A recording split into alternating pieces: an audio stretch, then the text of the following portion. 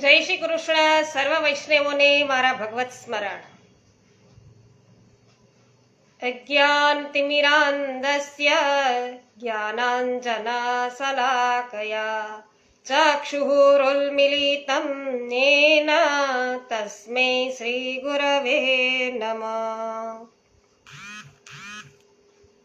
શ્રી ગોવર્ધનનાથ કી જય. श्याम सुंदर श्री यमुने महाराणी की जय. श्री वल्लभाधीश की जय. श्री गुसाई जी परम दयाल की जय.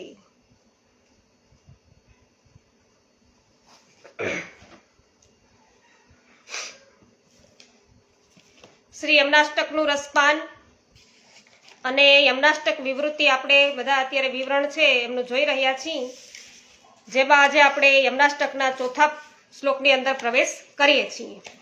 વિનોદભાઈ ગજ્જર છે અત્યારે ઉપસ્થિત થઈ ચૂક્યા છે. સ્વાગત છે એમનું. જય શ્રી કૃષ્ણ મારા. પ્રભુદાસભાઈ સોલંકી, જય શ્રી કૃષ્ણ, સ્વાગત છે. તો ચોથો શ્લોક વૈષ્ણવો શરૂઆત કરીએ.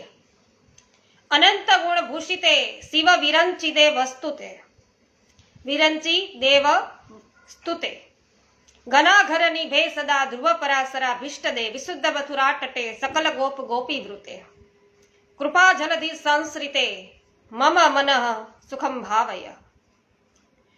તો અનંત ગુણ શોભતી શિવ વિરંચી દેવ સ્તવી સુધેરી ઘન ક્રાંતિની ધ્રુવ પરાસરાનો તોષતી વિશુદ્ધ મથુરા તટે વિટય ગોપ ગોપીકુલે કૃપાનિધિની શરણીલી મન મમ મનોરથને પૂરે એવો પદ્માનુવાદ થાય. અને ત્યારબાદ આપણે અન્વયાર્થ જોઈ લઈએ. અન્વયાર્થમાં અનંત ગુણ ભૂષિતે એટલે કે અસંખ્ય ગુણોથી શોભતા શિવ વિરંચી દેવ સ્તુતે શિવ બ્રહ્મા જેવા દેવ જેમની સ્તુતિ કરે છે. ઘનાઘનની ભે ઘેરાયેલા વાદળો જેવા શ્યામ સદા એટલે હંમેશા ધ્રુવ પરાસરા ભિષ્ટદે ધ્રુવ પરાસર જેવા તપસ્વીઓ છે એને ઈચ્છિત ફળ આપનારા વિશુદ્ધ મથુરા તટે જેમના કિનારે વિશુદ્ધ મથુરા નગરી આવેલી છે તેવા સકલ ગોપ ગોપી વૃતે સર્વ ગોપ ગોપિકાઓથી વીંટળાયેલા અને કૃપા જલધિ સંશ્રિતે કૃપાના સાગર શ્રી કૃષ્ણને મળનારા શ્રી યમુનાજી મમ મન સુખમ ભાવય મારા મનને સુખ આપો. તો શ્લોકાર્થ જોઈએ વૈષ્ણવો કે અસંખ્ય ગુણોથી શોભતા શિવ બ્રહ્મા જેવા દેવો પણ જેમની સ્તુતિ કરે છે એવા ઘેરાયેલા વાદળો જેવા શ્યામ તેમના તટ પર તપ કરતા ધ્રુવ પરાસર જેવા તપસ્વીઓને હંમેશા તેમના ઈચ્છિત ફળ આપનારા જેમના કિનારા પર વિશુદ્ધ એવી મથુરા નગરી આવેલી છે એવા સર્વ ગોપ ગોપીઓથી વીંટળાયેલા કૃપાના સાગર એવા શ્રી કૃષ્ણને મળનારા શ્રી યમુનાજી મારા મનને તમે સુખ આપો. જ્યાર વડાલિયા પણ ઉપસ્થિત થઈ ચૂક્યા છે, એમનું પણ સ્વાગત છે અને પોસ્ટ શેર કરવા બદલ આપનો ખૂબ ખૂબ આભાર. તો વૈષ્ણવો હવે વિવૃત્તિ અર્થ અને વિવરણ આપણે જોઈએ. તો ત્રીજા શ્લોકમાં શ્રી મહાપ્રભુએ આપણને કલિંદ પર્વતથી હજારો કિલોમીટરનો માર્ગ કાપીને વ્રજમંડળમાં લઈ ગયા હતા અને જ્યાં શ્રી કૃષ્ણ અને શ્રી યમુનાનો વિવાહ ખેલ થયો અને વ્રજમંડળના લગ્ન મંડપમાં ગીત ગાતી સખીઓથી ઘેરાઈને મોતીના કંકણો આદિ ષોડશ શૃંગાર ધરી અને પુષ્ટ નિતંબા ષોડશ સુંદરી શ્રી યમુનાજી પ્રાણનાથને વરવા પધાર્યા છે અને તેમનું અલૌકિક લગ્ન સંપન્ન થયું અને તેઓ પ્રભુના પત્ની જ નહીં પ્રિયા પણ બન્યા. તો સંસ્કૃતમાં પ્રિયનો અર્થ કર્યો છે પ્રિય તર્પણ. જે પ્રેમના માટે તર્પણ કરે, ત્યાગ કરે તે પ્રિય. અને આવા નિષ્કામ નિસ્વાર્થ ભાવવાળા હોવાથી શ્રી યમુનાજી શ્રી કૃષ્ણના તુર્ય પ્રિયા અને નિર્ગુણ સ્વામીની બન્યા છે. આવા શ્રી યમુનાજીને ગલબાહી દઈ શ્રી કૃષ્ણ યુગલ સ્વરૂપે કુંજ સદનમાં પધારી રહ્યા છે ત્યારે શ્રી મહાપ્રભુજી જાણે કહી રહ્યા છે કે યુગલવર આવત હે ગઢ જોરે. તો વૈષ્ણવો, આજે તમે કોમેન્ટ લખો છો કે નથી લખતા? એક પણ કોમેન્ટ હજુ સુધી આવી નથી. તો આવે છે કે નથી આવતી કેમ ખબર પડશે? તો એકાદ વૈષ્ણવ કોમેન્ટ કરજો તો ખબર પડશે કે આવે છે કે નથી આવતી. બરાબર? તો આવા શ્રી યમુનાજી છે એ યુગલ સ્વરૂપે અત્યારે આપણને બધાને છે યુગલવર આવત હે ગઢ જોરે. આવા ભાવ શ્રી યમુનાજીના છે એ શ્રી મહાપ્રભુજી આ ચોથા શ્લોકમાં વ્યક્ત કરી રહ્યા છે. યુગલ સ્વરૂપનું રૂપ અને શૃંગાર જ સમાન નથી, પણ ગુણોની એ સમાનતા એમાં છે. એ વાત શ્રી મહાપ્રભુજી બતાવી રહ્યા છે. તો આમ આ શ્લોકમાં શ્રી યમુનાજીના ગુણો ધર્મનું નિરૂપણ છે અને તે પણ એવી કલાત્મકતાથી, ચતુરાઈપૂર્વક કે એક પણ અક્ષરને આઘો પાછો કર્યા વિના આખો શ્લોક શ્રી ઠાકોરજીને પણ લાગુ પડે અને શ્રી યમુનાજીને પણ લાગુ પડે. તો આ રહસ્ય શ્રી ગુસાઈજી સહિત સર્વ મહાનુભાવ ટીકાકારોએ પ્રગટ કર્યું છે અને આપણે તે સમજીએ. તો ભગવાન શબ્દમાં એક પદ છે ભગ. ભગ એટલે અલૌકિક ગુણો, અલૌકિક સામર્થ્ય. જેમનામાં અલૌકિક ગુણ છે તે ભગવાન. તો અલૌકિક ગુણો વાળા એ ભગવાન, અને મનુષ્યમાં રહેલા ગુણો કરતા ભગવાનમાં રહેલા ગુણો છે એ જુદા છે. અને બ્રહ્માંડમાં કેટલાક જળ અને ચેતન પદાર્થો એ પરમાત્માની પ્રકૃતિના રૂપમાંથી પ્રગટ થયેલા છે. આવા પ્રત્યેક પદાર્થમાં પ્રકૃતિના ગુણો રહેલા છે. તેથી તે ગુણો પ્રાકૃત ગુણો ગણી શકાય એવા હોય છે. તેમાં મુખ્યત્વે 3 ગુણો બતાવવામાં આવ્યા છે: સત્વ, રજસ અને તમસ. જેમનામાં સત્વગુણની પ્રધાનતા હોય તે સાત્વિક કહેવાય, પ્રાકૃત ગુણો ગણી શકાય એટલા હોય છે. અને તેમાં મુખ્યત્વે 3 ગુણો બતાવવામાં આવ્યા: સત્વ, રજસ, તમસ. તો જેમનામાં સત્વગુણની પ્રધાનતા હોય એને સાત્વિક કહેવાય, અને જેનામાં રજોગુણની પ્રધાનતા હોય તેને રજસ કહેવાય, અને જેમનામાં તમોગુણની પ્રધાનતા હોય તેને તામસ કહેવાય. તો ભગવાનમાં આવા પ્રાકૃત ગુણો નથી. તેમનામાં અપ્રાકૃત દિવ્ય ગુણો છે. અને જેમનામાં પ્રાકૃત ગુણોનો અભાવ હોય અને અપ્રાકૃત ગુણો હોય તેમને નિર્ગુણ કહેવામાં આવે છે. તો જેમનામાં પ્રાકૃત ગુણો હોય તેમને સગુણ કહેવામાં આવે છે. તો ભગવાનને પ્રાકૃત ગુણોથી સર્વથા રહિત માની શકાય નહીં. કારણ કે જગત છે એ જગત પ્રગટ કરવા માટે ભગવાને ધારણ કરેલા અનેક રૂપોમાં પ્રકૃતિનું પણ એક રૂપ છે.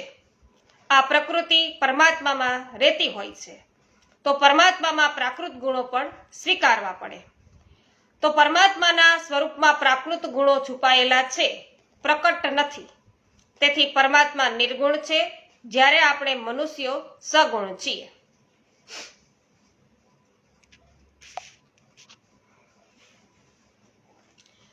તો ભાગવતમાં કહ્યું છે કે જે વસ્તુ કે વ્યક્તિ ભગવાન શ્રી કૃષ્ણમાં નિષ્ઠ થાય તે નિર્ગુણ બને છે. તો વૈષ્ણવ, આજે તમારા કોઈ પણની કોમેન્ટ તમે કદાચ લખી હશે પણ સ્ક્રીન પર દેખાતી નથી, તો માફ કરજો, આવતી નથી.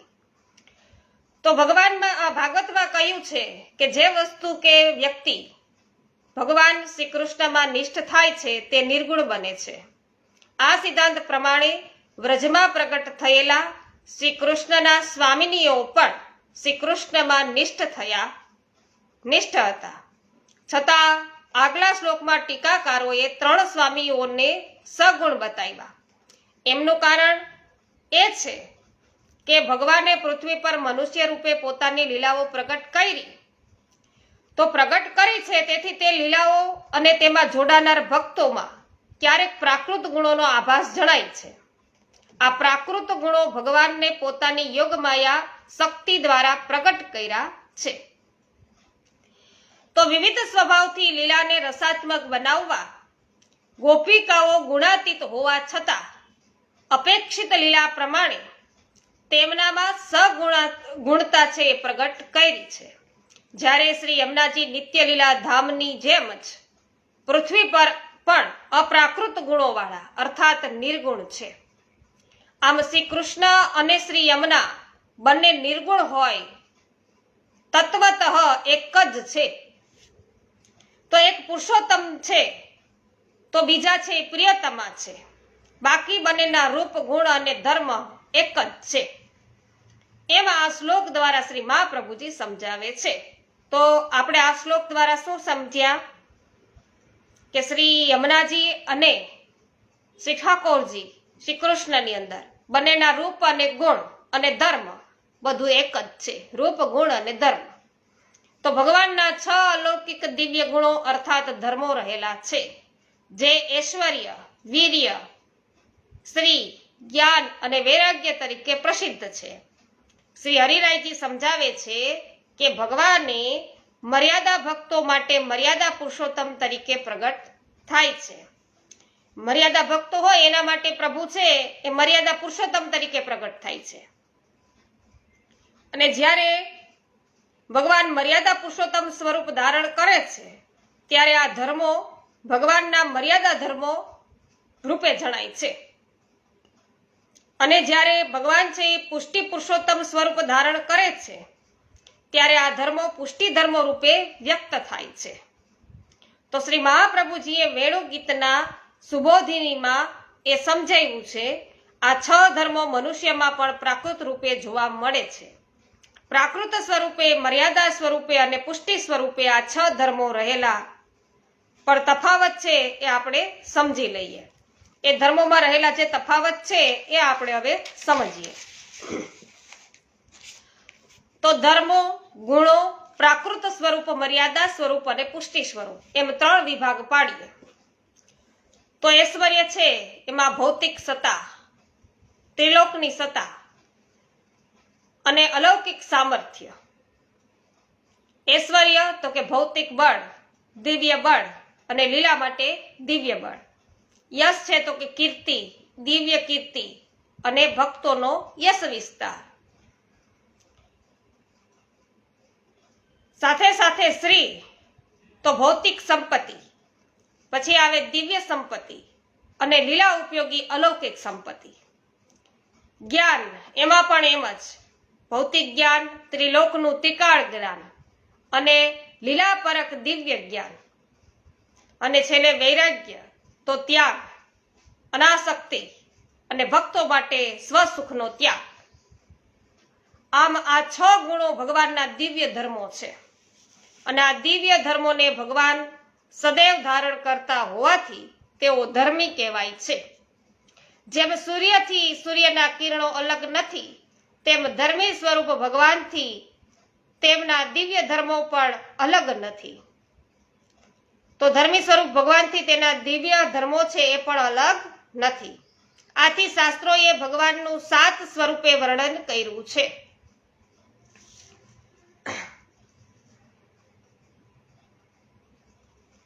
અક્ષિતભાઈ લુણાગરિયા અત્યારે ઉપસ્થિત છે, સ્વાગત છે એમનું પણ.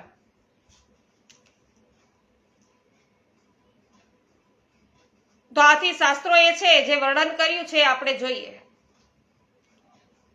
અહીં શ્રી મહાપ્રભુજી પણ 7 પદાવલીઓ, 6 પદાવલીઓથી ધર્મોનું અને 1 પદાવલીથી ધર્મ સ્વરૂપનું વર્ણન કરે છે.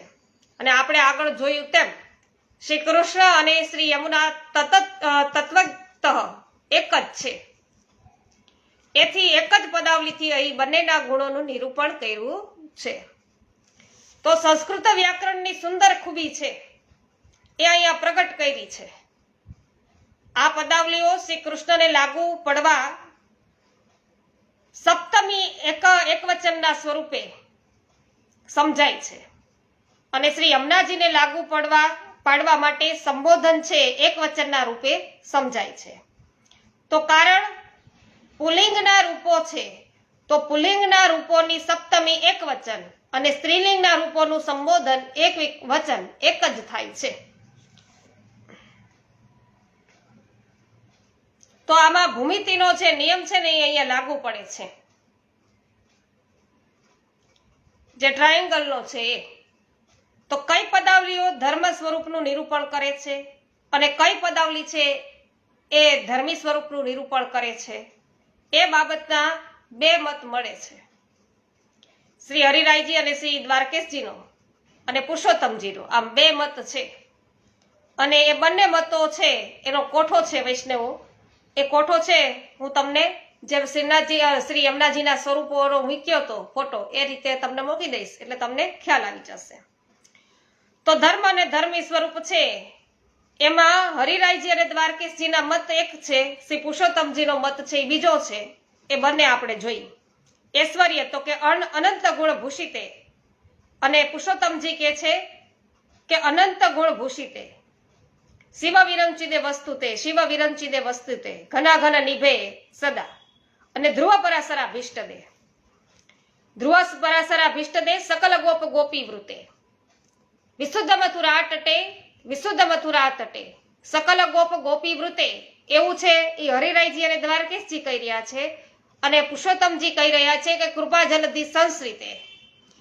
અને પછી વળી પાછા શ્રી હરિરાયજીની એ કહે છે કે કૃપા જલધિ સંસ્કૃતે, ત્યારે પુરુષોત્તમજી છે એમ કહી રહ્યા છે કે ઘના ઘન નિભે.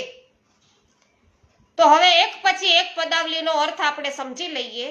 આપણે ઉપર જોઈ ગયા તે 7 પદાવલીઓ પૈકી 2 પદાવલીઓને ધર્મી સ્વરૂપના અર્થમાં સ્વીકારવામાં આવી છે, ઘના ઘન નિભે અને કૃપા જલધિ સંસ્કૃતે. અર્થાત આ 2 પદાવલીઓ શ્રી કૃષ્ણ અને શ્રી યમુનાજીની સંજ્ઞા રૂપ ગણાય. બાકીના 6 જે પદાવલીઓ છે એને વિશેષણ રૂપ ગણવામાં આવી છે. તો પેલા વિશેષણ રૂપ 2 પદાવલીઓનો અર્થ આપણે જોઈએ.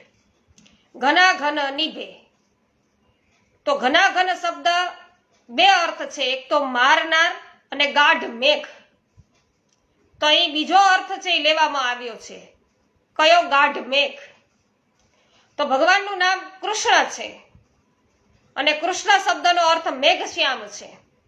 શ્રી ભાગવતમાં શ્રી યમુનાજીને પણ કૃષ્ણ કહ્યા છે, અને આકાશ તેની ગહનતાના કારણે નીલશ્યામ દેખાય છે, તેમ ભગવાન પણ તેમના આનંદની ગહનતાને લીધે શ્યામ જણાય છે. અને બંનેની શ્યામલતામાં એક પાયાનો તફાવત છે કે આકાશની શ્યામલતા છે એ વાસ્તવિક નથી, તે ભ્રાંતિજન્ય છે. જ્યારે ભગવાનની શ્યામલતા છે એ શૃંગાર રસના સ્થાયી ભાવ સ્નેહને કારણે છે. તો ભગવાનનો શ્યામ વર્ણ છે એ સત્ય છે, કાલ્પનિક કે વાસ્તવિક નથી, સત્ય છે. તો આ પદાવલી શ્રી કૃષ્ણ અને શ્રી યમુનાજીના મુખ્ય સ્વરૂપ વ્યક્ત કરે છે. તેથી શ્રી પુરુષોત્તમજી આ પદાવલીને વિશેષણ ગણે છે અને તે ધર્મી સ્વરૂપ માટે વપરાય છે એમ કહે છે.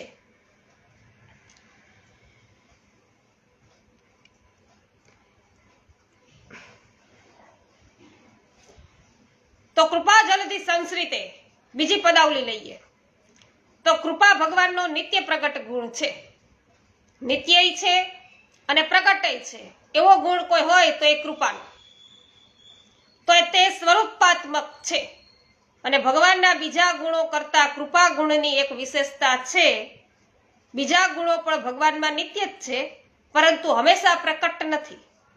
બીજા ગુણો સમયે સમયે જણાય છે, જ્યારે કૃપા ગુણ એ ભગવાનની બધી લીલાઓમાં નિત્ય પ્રકટ છે. કૃપા વિના કોઈ પણ લીલા સંભવતી જ નથી. તો લીલા છે એ સંભવિત નથી કૃપા વિના. માટે આ પદ ભગવાનના સ્વરૂપનો બોધ કરનારું હોવાથી તેને વિશેષવાચક પદ કહ્યું.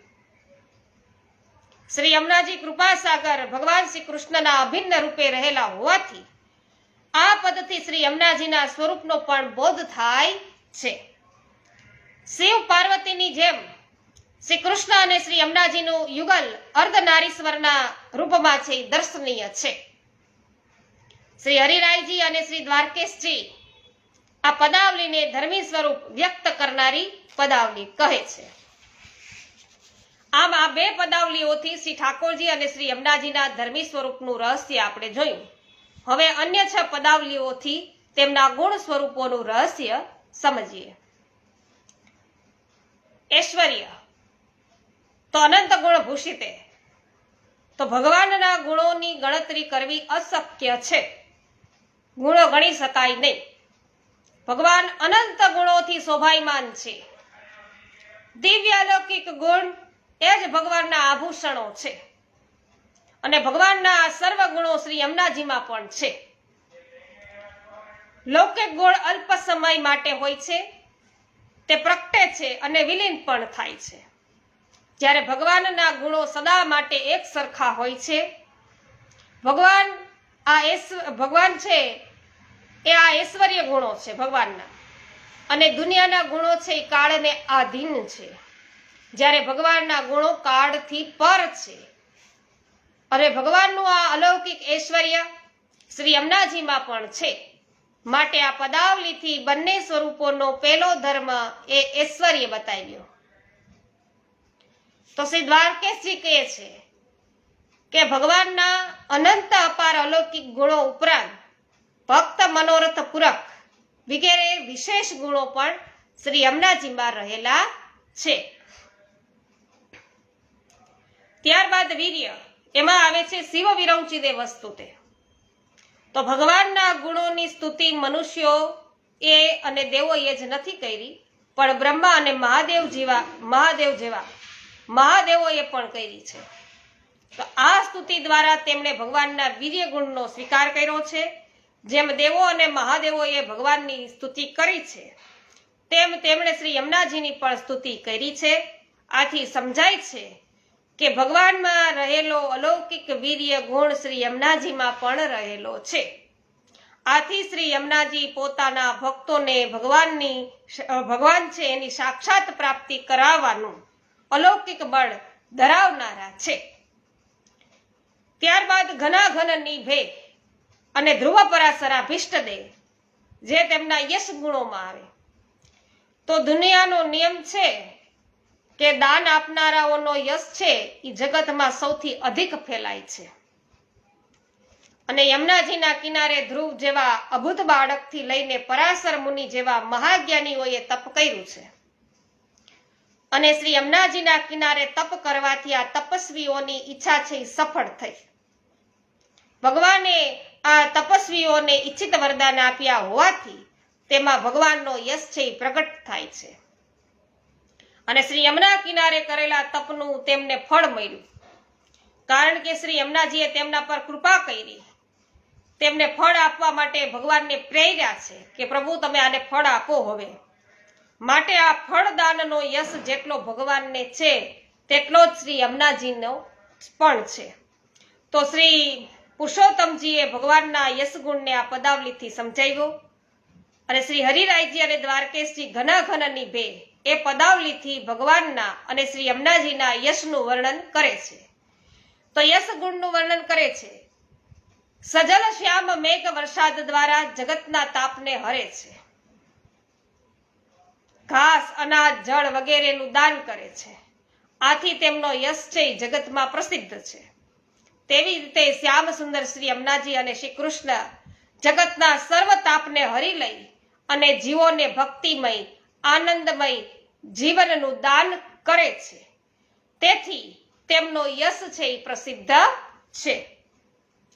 ત્યારબાદ શ્રી ઐશ્વર્ય જોઈએ તો સકલ ગોપ ગોપી વૃત્તિ અને ધ્રુવ પરાશરા ભીષ્ટદેવ. તો રાસ પંચાધ્યાયીમાં ભગવાનના શ્રી ગુણનું નિરૂપણ છે. ગોપિકાઓને ભગવાનમાં માનભાવ જાગતા એના નિવારણ માટે ભગવાન અંતર્ધ્યાન થઈ ગયા. આથી ગોપીજનોમાં વિરહતાપ અને દીનતા પ્રગટ થયા. ત્યારે શ્રી યમુનાજીના કિનારે ગોપીજનોના મંડળ વચ્ચે ભગવાન ફરીથી પ્રકટ થયા.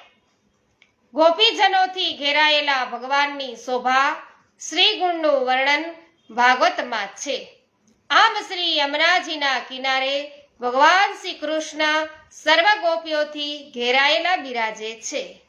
દિવસકાલીન ગૌચારણ જેવી લીલાઓમાં તેઓ ગોપ બાળકોથી ઘેરાયેલા રહે છે.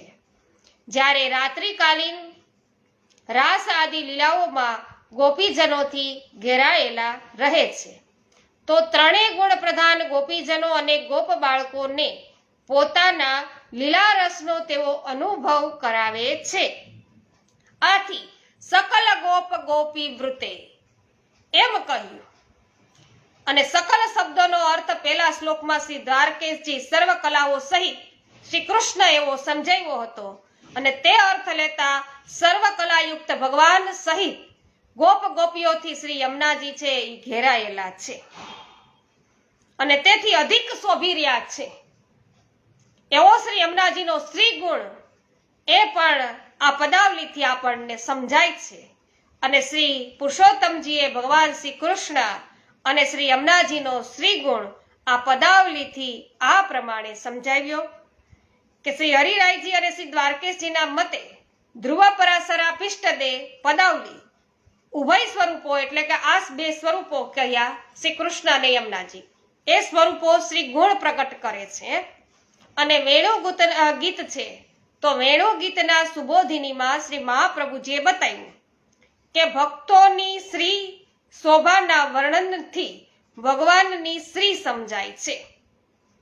અર્થાત જેમના ભક્તો આટલા શ્રી ગુણ સંપન્ન હોય એમના સ્વામી ભગવાન શ્રી ગુણ છે એની તો આપણે શું વાત કરવી, કે જેના ભક્તો આટલા ગુણવાન હોય તો પછી એના પ્રભુ કેવા ગુણોથી ભરેલા હોય, તો એ પ્રભુના ગુણોની શું આપણે વાત કરવી.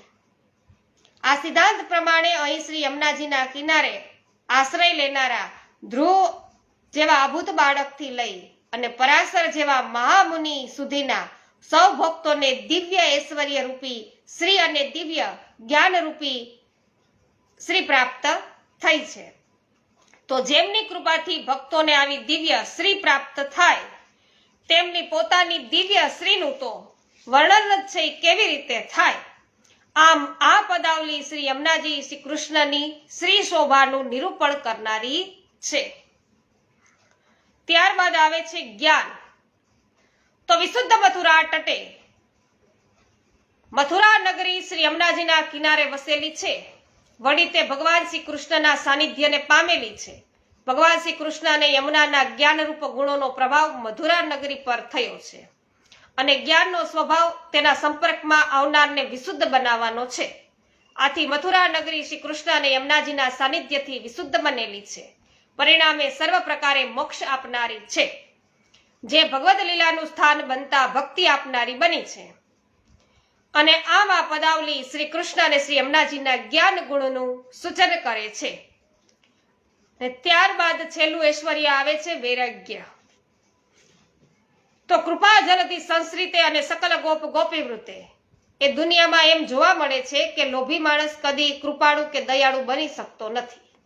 એ પોતાના પેટનું સારું ન વિચારતા હોય એવા લોભિયા હોય એ બીજા કોઈના માટે સારું વિચારે નહીં. તો એ ક્યારેય એનામાં દયા ન આવે. એ કોઈ દી કૃપાળુ ન બની શકે, દયાળુ ન બની શકે.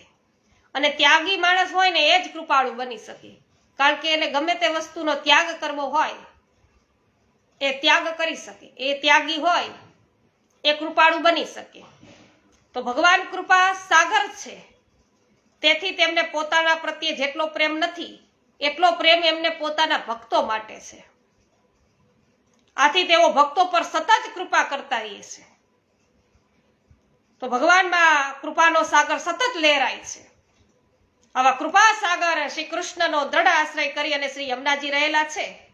આથી ભૌતિક સ્વરૂપે પણ શ્રી યમુના નદી પૃથ્વી પરના ભૌતિક સાગરને મળતી નથી. એટલે દરિયામાં જઈને મળતા નથી યમુનાજી. તો શ્રી યમુનાજી શ્રી કૃષ્ણ જેવા જ કૃપા સાગર હોવાથી તેમના શરણે આવેલા ભક્તોને સાક્ષાત ભગવાનની પ્રાપ્તિ કરાવી આપે છે. તો પ્રભુની લીલાઓ છે એનો આનંદ કેવળ પોતે જ પ્રાપ્ત કરે એવા સ્વાર્થ ભાવ પણ છે યમુનાજીમાં નથી. કે પ્રભુનો આનંદ હું એક જ પ્રાપ્ત કરું, મને જ મળે એવું નથી વિચારતા યમુનાજી. આમ શ્રી યમુનાજીમાં પણ ભગવાનની જેમ અન્ય ઉપર કૃપા કરવા માટે આવશ્યક વૈરાગ્ય ધર્મ રહેલો છે. જય હો. મને ખબર છે કે અત્યારે ઘણા લોકોએ છે જય હો અવશ્ય કહ્યું જ હશે. અત્યારે કોમેન્ટ નથી દેખાતી પણ અવશ્ય જય હો. આપ બધાને હું અત્યાર સુધીની અંદર જોઉં છું એટલે મને ખ્યાલ આવી જાય કે વૈષ્ણવો ક્યારે જય હો કરશે, ક્યારે યમુનાજીનો જય જયકાર બોલાવશે. તો વૈષ્ણવો શ્રી હરિરાયજી અને શ્રી દ્વારકેશજીના મતે સકલ ગોપ ગોપી વૃતે પદાવલીમાં વૈરાગ્ય ગુણનું નિરૂપણ છે અને પોતાના ભક્તો એવા ગોપ ગોપીઓથી ભગવાન શ્રી કૃષ્ણ અને યમુનાજી સતત ઘેરાયેલા રહે છે. આથી એમ સમજાવે છે કે તેમને ભક્તોમાં અત્યંત પ્રીતિ છે અને તે સિવાયની બાબતોમાં વૈરાગ્ય છે. તો તેમને ભક્તોમાં જ પ્રીતિ છે. શ્રી યમુનાજી ભક્તોનો પ્રેમ છે એ ભગવાન તરફ વધારે છે અને ભગવાનનો પ્રેમ છે ભક્તો તરફ વાળે છે. તો ભક્તોના માન જેવા દોષો છે અને વિરહ તાપને પણ દૂર કરીને તેઓ ભક્ત અને ભગવાનમાં પરસ્પર માટેનો જે પ્રેમ છે એ વધારે છે. પુષ્ટિ માર્ગીય સંન્યાસ વૈરાગ્યનું સ્વરૂપ જુદું છે. ભગવાનના ચરણોમાં પ્રેમ રાખી પોતાનું સર્વ કંઈ પ્રભુને નિવેદિત કરવું એ પુષ્ટિ માર્ગીય વૈરાગ્ય છે અને તેથી શ્રી યમુનાજી ભક્ત અને ભગવાનને એકબીજા સાથે મળવામાં જે પ્રતિબંધો થાય તે દૂર કરનારા છે. આમાં પદાવલીથી શ્રી કૃષ્ણ અને યમુનાજીના વૈરાગ્ય ગુણનું નિરૂપણ છે કરવામાં આવ્યું છે. તો વૈષ્ણવો આજે લગભગ આપણે 6 ગુણો છે, ઐશ્વર્યો છે કે આપણે જોયા ભગવાનના અને શ્રી યમુનાજીના બંનેના. આવતીકાલે છે આગળ વધારીશું. આજે સર્વને મારા જય શ્રી કૃષ્ણ. ઉપસ્થિત સર્વ વૈષ્ણવો, આજે કોણ કોણ ઉપસ્થિત થયા છો ખબર નથી, પણ અમુકના જે આઈડી હોય એ મને ખબર છે એટલે મેં એમના નામ ઉચ્ચાર્યા. અમુકના મને ન ખબર હોય તો આપના નામની મને ન ખબર પડી, પણ જે કોઈ ઉપસ્થિત રહ્યા છો આપ સર્વનું છે એ હું એ સ્વાગત પણ કરું છું. આપ સર્વનો આભાર માનું છું અને સર્વને મારા જય શ્રી કૃષ્ણ. શ્રી શ્યામ સુંદર શ્રી યમુને મહારાણી કી જય. શ્રી વલ્લભાધીશ કી જય. શ્રી ગુસાઈજી પરમ દયાલ કી જય.